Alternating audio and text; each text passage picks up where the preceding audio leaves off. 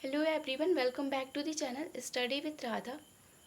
Guys, आज के इस वीडियो में हम डिस्कस करेंगे डीडीयू गोरखपुर यूनिवर्सिटी के एमकॉम फोर्थ सेमेस्टर के पेपर इंटीग्रेटेड मार्केटिंग कम्युनिकेशन के कुछ इंपॉर्टेंट क्वेश्चंस को। गाइस, इस वीडियो में हम डिस्कस करेंगे तो वो कुछ एमसीक्यू क्वेश्चन को भी डिस्कस करेंगे और कुछ इसके डिस्क्रिप्टिव क्वेश्चन को भी हम इसमें डिस्कस करेंगे। ठीक है, तो दोनों ही टाइप्स के क्वेश्चन इसमें होंगे, एमसीक्यू और डिस्क्रिप्टिव।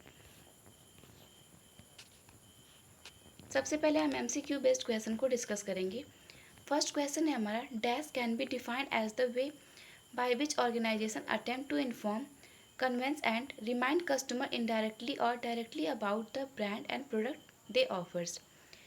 डैश को उस तरीके के रूप में परिभाषित किया जा सकता है जिसके द्वारा संगठन ग्राहकों को अप्रत्यक्ष रूप से या प्रत्यक्ष रूप से उनके द्वारा प्रदान किए जाने वाले ब्रांड और उत्पादों के बारे में सूचित करने, समझाने और याद दिलाने का प्रयास करता है।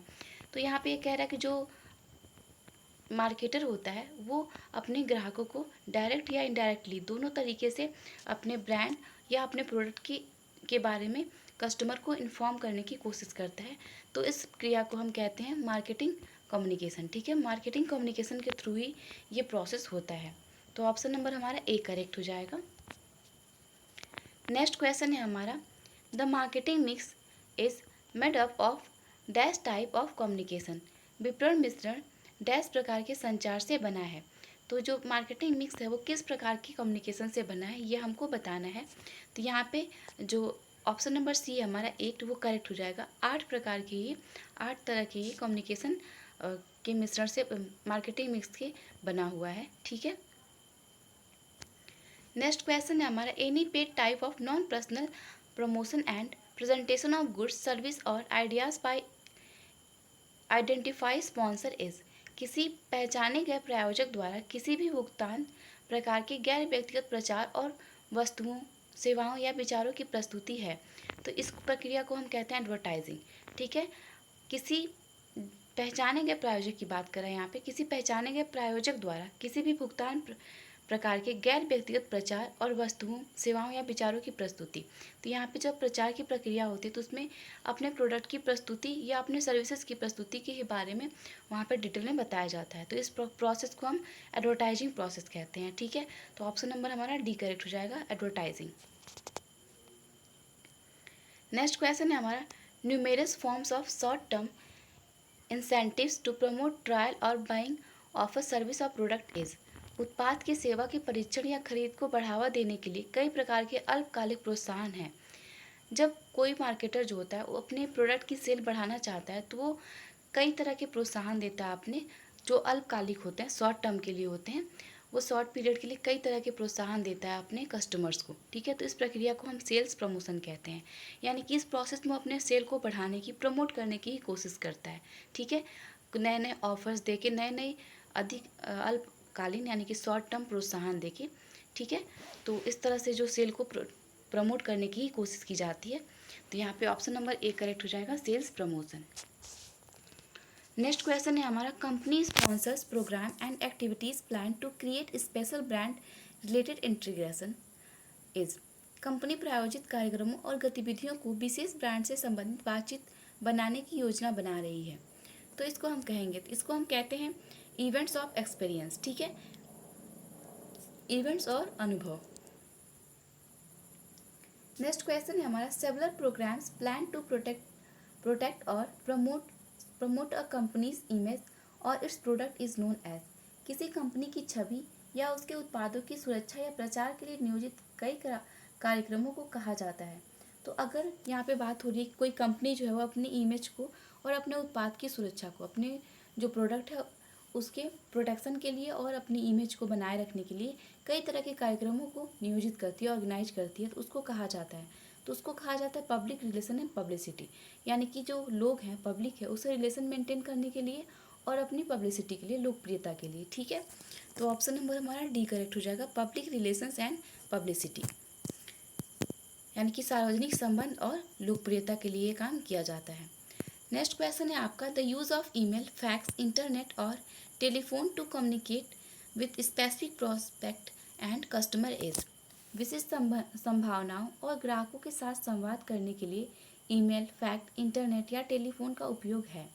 तो इस टेलीफोन का जो उपयोग होता है ईमेल या फैक्स का या इंटरनेट का, उसको हम डायरेक्ट मार्केटिंग कहते हैं। ठीक है, ऑप्शन नंबर हमारा बी करेक्ट हो जाएगा, डायरेक्ट मार्केटिंग। नेक्स्ट क्वेश्चन है हमारा, the product can be viewed और defined in a numbers of different ways, identify such ways to core product, the actual product, the argument product, all the above, the online programs and activities designed to engage prospect of a customers and indirect or directly generate awareness, enhance image or support sales of service or and product is।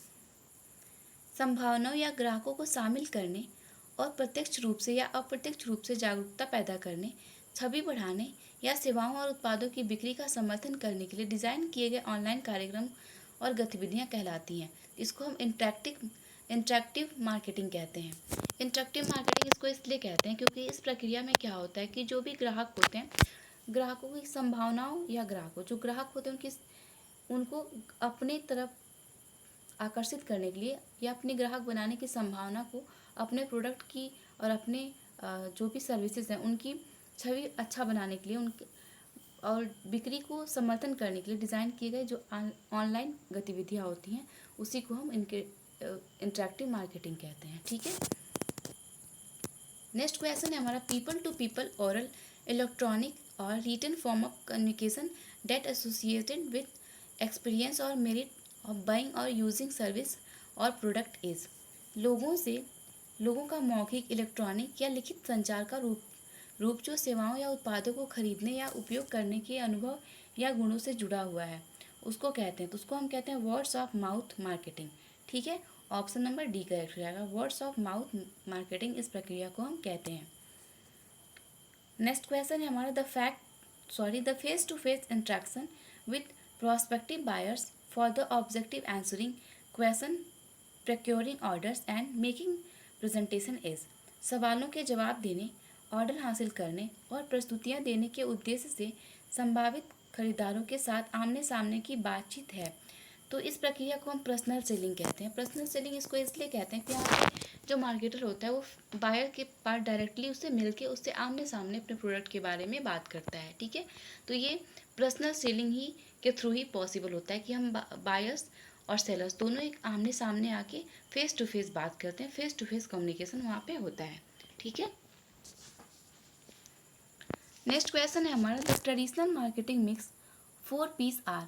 पारंपरिक विपणन मिश्रण में 4 piece हैं। तो अगर हम traditional marketing mix के 4 piece की बात करें तो उसमें प्रोडक्ट, प्लेस, प्रमोशन, प्राइस और फिजिकल प्रेजेंटेशन या फिजिकल डिस्ट्रीब्यूशन आता है। तो यहाँ पे सारे ही ऑप्शन हमारे करेक्ट हैं। तो ऑप्शन नंबर हमारा डी करेक्ट हो जाएगा, all of the above. Next question है हमारा, who is the father of modern marketing. आधुनिक विपणन के जनक कौन है। तो फिलिप कॉटलर को हम आधुनिक मार्केटिंग का जनक कहते हैं, मॉडर्न मार्केटिंग के फादर कहते हैं। तो ऑप्शन नंबर ए करेक्ट हो जाएगा, फिलिप कॉटलर। नेक्स्ट क्वेश्चन है हमारा, dash define marketing as the science and art of exploring, creating and delivering value to satisfy the needs of target market at a profit. विपणन को लाभ पर लक्ष्य बाजार की ज़रूरतों को पूरा करने के लिए खोज, निर्माण और मूल्य प्रदान करने के विज्ञान और कला के रूप में परिभाषित किया गया है। तो इसको परिभाषित किया फिलिप कॉटलर ने।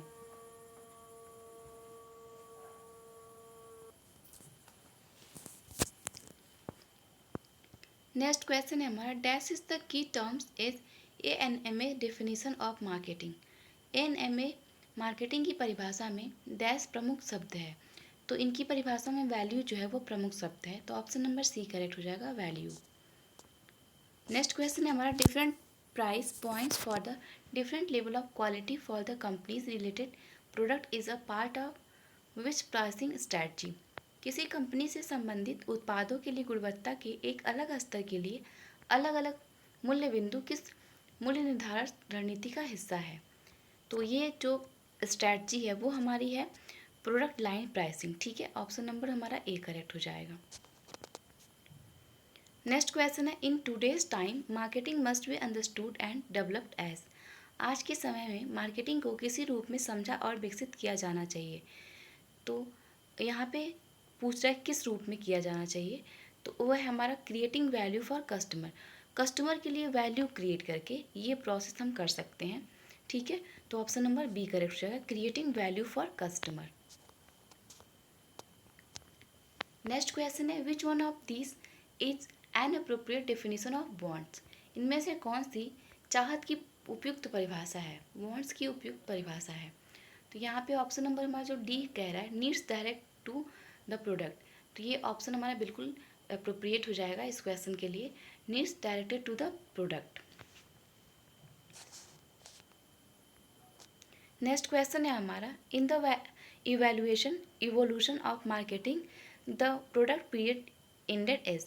मार्केटिंग के विकास में उत्पादक अवधि कब समाप्त हुई। तो ये हमारी पूछ रहा है कब समाप्त हुई, ईयर पूछ रहा है, तो ये हुई थी हमारी इन द 1920s में। ठीक है, नेक्स्ट क्वेश्चन है हमारा, विच पार्ट